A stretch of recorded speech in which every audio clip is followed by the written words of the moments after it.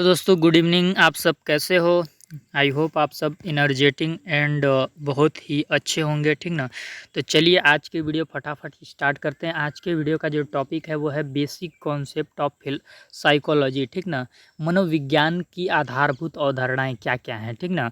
यानी मनोविज्ञान के बारे में एक बेसिक जानकारी आपको होनी चाहिए। इससे रिलेटेड आपके एमएड एंट्रेंस एग्जाम में क्वेश्चन पूछता है, ठीक ना। तो चैनल पे नए होंगे सब्सक्राइब कर लीजिए और फटाफट एमसीक्यू स्टार्ट करते हैं, ठीक ना। तो पहला क्वेश्चन क्या है, साइकोलॉजी कितने शब्दों से मिलकर बना है, ठीक ना। तो साइकोलॉजी जैसा कि सबसे पहले आपको बता दूं कि कौन सा वर्ड है, तो ग्रीक वर्ड है, ठीक ना, याद रखिएगा। और ये बना है साइके प्लस लोगो से। साइके का अर्थ यहाँ पे क्या बताया गया है, आत्मा, ठीक ना। और लोगोस का अर्थ बताया गया है टू स्टडी, यानी का अध्ययन, ठीक ना। तो इसका पूरा अर्थ हो जाता है आत्मा का अध्ययन, ठीक ना। आत्मा का अध्ययन की संज्ञा किसने दी है, तो अरस्तु ने सबसे पहले आत्मा की संज्ञा का दी थी मनोविज्ञान को, ठीक ना। तो ये था पहला क्वेश्चन। दूसरा क्वेश्चन देखते हैं। दूसरा क्वेश्चन क्या है, what is goals of psychology, ठीक ना। कि मनोविज्ञान जो है, मनोविज्ञान जो है उसके क्या उद्देश्य हैं, उसके क्या गोल हैं, हम क्यों मनोविज्ञान पढ़ते हैं, समाज में मनोविज्ञान के द्वारा क्या कुछ किया जा सकता है, ठीक ना। तो देखिए सबसे पहले टू डिस्क्राइब, कोई व्यक्ति है, सबसे पहले हम किसी व्यक्ति को ही ले रहे हैं। व्यक्ति मानव अरे पुरुष स्त्री कुछ भी हो सकता है, ठीक ना। तो हम किसी भी पुरुष या स्त्री की मनोदशा, मन की दशा, मनोदशा पता लगाने के लिए कि उसकी मनोदशा क्या है, ठीक ना, उसकी मनोदैहिक स्थिति क्या है, ठीक ना, उसके शरीर में जो केमिकल रिएक्शंस हो रहे हैं वो किस आधार पे हो रहे हैं, आगे क्या हो सकते हैं, ठीक ना, उसके बारे में डिस्क्राइब करना किसके द्वारा संभव है, साइकोलॉजी के द्वारा संभव। दूसरा क्या है, टू एक्सप्लेन, कोई भी व्यक्ति है उसके बारे में व्याख्या कर देना कि वो क्या करता है, क्या खाता है, क्या पीता है, कैसे रहता है, क्या कुछ करना पसंद करता है, किसके थ्रू संभव है, साइकोलॉजी के थ्रू, ठीक ना। किसी की रुचि अभिरुचि योग्यता जानने की टेक्नोलॉजी, ठीक ना। फिर इसके बाद तीसरा क्या है, to predict and to change, ठीक ना। अब देखिए क्या है कि हम किसी व्यक्ति के बारे में डिस्क्राइब भी कर सकते हैं साइकोलॉजी के द्वारा, उसे एक्सप्लेन भी कर सकते हैं साइकोलॉजी के द्वारा, उसे प्रेडिक्ट भी कर सकते हैं हम साइकोलॉजी के द्वारा, और उसमें चेंज भी ला सकते हैं हम साइकोलॉजी के द्वारा। आपने देखा होगा कुछ व्यक्ति डिप्रेशन के शिकार हो जाते हैं, एंजाइटी फ्रस्ट्रेशन के शिकार होते हैं, साइकोलॉजिस्ट उनको गाइडेंस दे दे के उनको में चेंजिंग ला देते हैं, उनको सही स्वस्थ बना देते हैं, ठीक ना। साइकोलॉजी का प्रयोग ज़्यादातर नेगेटिविटी को दूर करने में किया जाता है, जो नेगेटिव पॉइंट हैं उसको माइनस करके पॉजिटिव पॉइंट को लाने के लिए किया जाता है। लेकिन समाज में थोड़ा बुरा स्थिति भी है, कहीं कहीं जो व्यक्ति अच्छा खासा खुश जी रहा है उसको भी साइकोलॉजी के थ्रू मेंटल साबित कर दिया जाता है। ऐसी ऐसी परिस्थितियाँ, ऐसी ऐसी कंडीशन उसके पास में क्रिएट कर दी जाती हैं कि उसका दिमाग हैंग हो जाता है, ठीक ना। तो आजकल एक साइकोलॉजी बहुत बड़ा फैक्ट है, हर इंसान को पढ़ना चाहिए, साइकोलॉजी बहुत ही इम्पोर्टेंट है, ठीक ना। तो इसका ऑप्शन नंबर हो जाएगा डी। प्रेडिक्ट भी होता है उसको दूर करने में भी, ठीक ना। जैसे कि हम किसी व्यक्ति के बारे में डिस्क्राइब कर रहे हैं, एक्सप्लेन कर रहे हैं, उसको प्रेडिक्ट यानी उसको जान रहे हैं, समझ रहे हैं, ठीक ना, उसको समझ भी हम जाते हैं कि वो इंसान क्या कर रहा है और वो ऐसा कर रहा है तो क्यों कर रहा है, प्रेडिक्ट, ठीक ना। तो इसका ऑल ऑफ देज हो जाएगा। साइकोलॉजी के 4 गोल होते हैं, to describe, to explain, to predict and to change, ठीक ना। अगला क्वेश्चन देखते हैं। अगला क्वेश्चन क्या है, स्कूल्स ऑफ थॉट साइकोलॉजी के अंतर्गत आते हैं। कल हम लोगों ने पढ़ा था स्कूल ऑफ थॉट्स फिलोसॉफी, ठीक ना। आज है ये क्वेश्चन है स्कूल ऑफ थॉट्स से ही।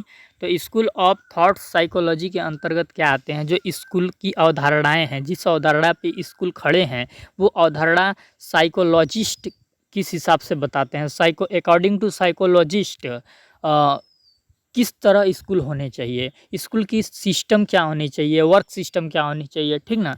तो बिहेवियरिज्म, व्यवहारवाद भी इस पे अपना कॉन्सेप्ट प्रेजेंट करता है, उसकी भी कुछ अवधारणाएं हैं, उसके हिसाब से भी स्कूल कैसा होना चाहिए उसमें बताया गया है, ठीक ना। गेस्टाल्टवाद ने भी बताया है कि स्कूल कैसा होना चाहिए। साइको एनालिसिस, मनोविश्लेषणवाद ने भी बताया कि स्कूल किस तरीके से होना चाहिए, स्कूल में छात्रों के ऊपर किस तथ्यों पे ज़्यादा काम करना चाहिए, ठीक ना। तो ये ऑल ऑफ देज हो जाएगा। ये तीनों ही स्कूल ऑफ थॉट्स के अंतर्गत यदि आप डिटेल में जाते हैं तो आपको पढ़ना पड़ता है, ठीक ना। तो फिर हम लोग अगला क्वेश्चन देख लेते हैं। अगला क्वेश्चन क्या है, फादर ऑफ साइकोलॉजी किसे कहा जाता है। तो फादर ऑफ साइकोलॉजी किसे कहा जाता है, समझ लीजिए। इसका एक छोटा सा थ्योरी है। सबसे पहले मनोविज्ञान कहाँ से उत्पन्न हुआ, तो वेद से उत्पन्न हुआ, ठीक ना। ये वेद यानी कह लीजिए दर्शन, दर्शन में ही मनोविज्ञान के बारे में बताया गया है। मनुष्य किस प्रकार से रहता है, किस प्रकार से जीता है, खाता है, क्या करता है, दर्शन में ही सबसे पहले डिस्क्राइब किया गया है। लेकिन इसको एक सुव्यवस्थित और क्रमबद्ध इसको व्यवस्थित करने में, अरेंज करने में जिसका योगदान है, जो दर्शन से इसको अलग करता है मनोविज्ञान को, तो वो कौन है, वो अरस्तु महोदय हैं, ठीक ना। इसीलिए इनको फादर ऑफ साइकोलॉजी भी कहा जाता है, ठीक ना। मनोविज्ञान के जनक कौन है, तो अरस्तु, ठीक। बहुत ही इम्पोर्टेंट क्वेश्चन है। 17वीं शताब्दी में मनोविज्ञान को मन का विज्ञान मानने वाले समर्थक कौन हैं, ठीक ना। तो यदि पूछता है आपसे कि मन का विज्ञान 17वीं शताब्दी में किसने कहा था, तो आप पोम्पोनोजी को लगाइएगा टिक, ठीक ना। अगर ऑप्शन में पोम्पोनोजी नहीं है तो पेस्टोलॉजी को टिक लगा दीजिएगा, ठीक ना। तो पेस्टोलॉजी और पोम्पोनोजी दोनों ही इसके समर्थक थे। इन्होंने 17वीं शताब्दी में माना था कि मन यानी मस्तिष्क का जब हम अध्ययन करते हैं तो वही साइकोलॉजी है। लेकिन आपको पता है कि मन का जो एग्जिस्टेंस होता है वो अभी सही से पता नहीं चल चुका है कि मस्तिष्क आखिर होता कहाँ पे है, एकदम सही पूरा इसका पता नहीं चल पाया है, ठीक ना, कि मन कहाँ पे है। बताते हैं कि मन मस्तिष्क में ही है, ऐसा, ठीक ना। तो इसका ऑप्शन नंबर क्या हो जाएगा, 17वीं शताब्दी में मनोविज्ञान को मन का विज्ञान मानने वाले समर्थन हैं, तो इसका पेस्टोलॉजी और पोम्पोनोजी दोनों हो जाएगा। इसका जो ऑप्शन नंबर सी है यहाँ पे ए एंड बी होना चाहिए था, ठीक ना, वो गलती से मिसटाइप हो गया है, समझ लीजिएगा आप। फिर अगला क्वेश्चन क्या है, 18वीं शताब्दी में मनोविज्ञान को चेतना यानी कॉन्शियस, ठीक ना, चेतना का विज्ञान मानने वाले समर्थक कौन है। जब 18वीं शताब्दी आया तो बोला गया कि जो साइकोलॉजी है क्या है, चेतन मन का अध्ययन ही साइकोलॉजी है। जो अभी जैसे हम लोग ऑनलाइन क्लास ले रहे हैं, आप पढ़ रहे हैं, हम पढ़ा रहे हैं, तो ये क्या है, ये चेतन माइंड के द्वारा यानी कि कॉन्शियस माइंड के द्वारा हम लोग ये कार्य को कर रहे हैं, ठीक ना।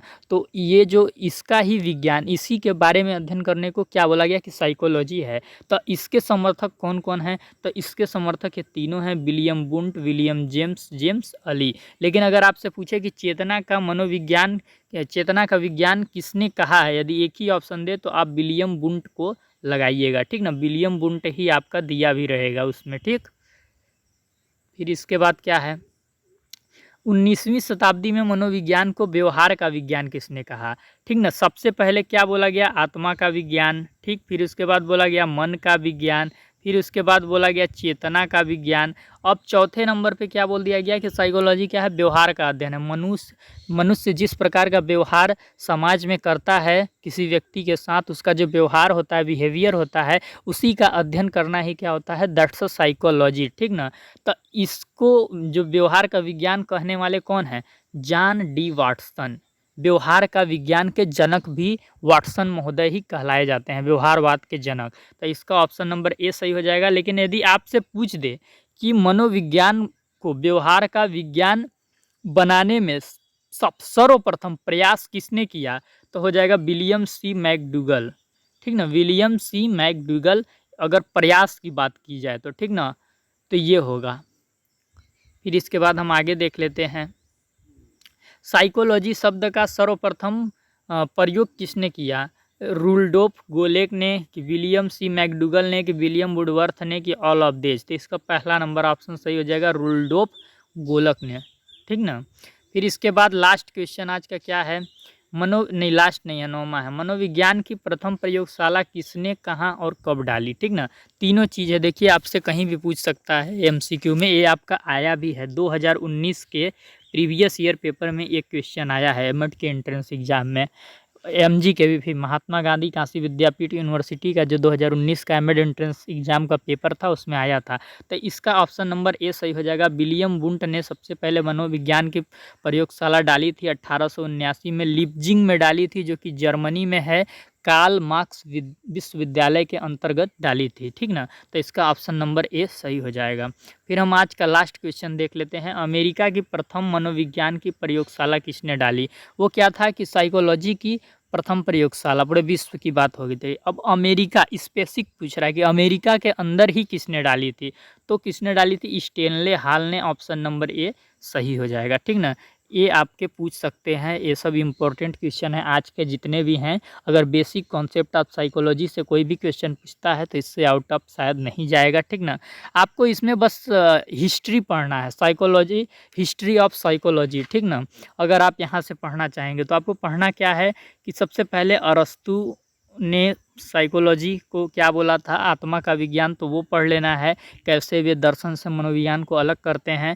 फिर इसके बाद 17वीं शताब्दी आपको पढ़ लेना है। 17वीं शताब्दी में मन का विज्ञान बोला गया था, पेस्टोलॉजी, पोम्पोलॉजी इसके समर्थक थे। फिर 18वीं शताब्दी में चेतना का विज्ञान बोला गया था, जिसमें William James, William Wundt, James सली ये सब इसके समर्थक हैं। फिर 19वीं शताब्दी में व्यवहार का विज्ञान बोला गया, जिसमें विलियम वुंट आ जाते हैं, ठीक ना, विलियम वुडवर्थ आ जाते हैं, ये सब इसके समर्थक हैं, ठीक ना। विलियम सी मैकडूगल आ जाते हैं, ठीक ना।